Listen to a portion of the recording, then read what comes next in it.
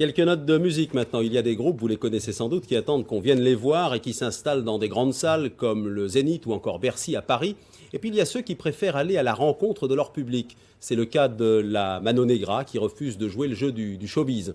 Ça ne les empêche pas de vendre des dizaines de milliers de disques en France et à l'étranger. Mano Negra vient d'ailleurs d'achever une tournée des petites salles de banlieue. Dans quelques jours, ce sera la plongée dans l'Hexagone. Reportage d'Éric Lemasson et Françoise Davis.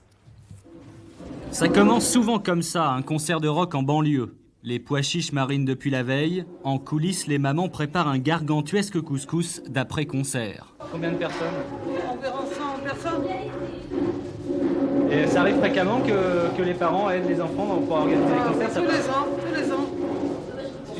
L'année passée, ils étaient 200 personnes et j'ai fait le couscous pour 200 personnes. Les petits plats dans les grands pour des invités de marque. Car la Mano Negra en banlieue, c'est un peu le retour des enfants prodiges. Ce soir-là à Bondy, salle comble, les jeunes du quartier qui organisaient eux-mêmes le concert n'avaient jamais connu pareil succès.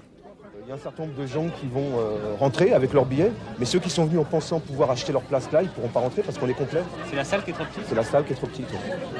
Dans la file d'attente, le calme pourtant, pas de fauteurs de troubles, chacun réussira à rentrer dans une salle où très vite, il n'y aura plus ni scène ni public, mais une vaste fiesta.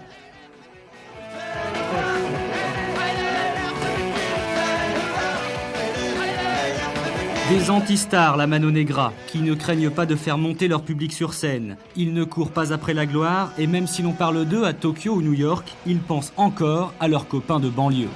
Pourquoi une tournée en banlieue?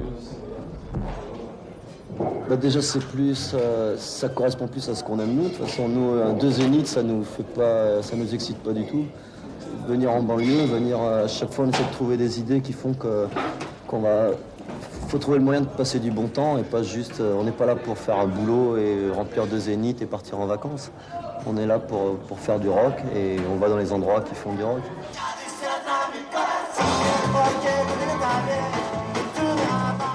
Une soirée folle qui en annonce beaucoup d'autres. À Bondy, ce n'est pas un concert, mais 10 que les jeunes des cités organisent chaque année. Leur festival s'intitule « Y a de la banlieue dans l'air », un air parfumé aux épices de couscous que l'on déguste après le concert en dansant jusqu'à l'aube.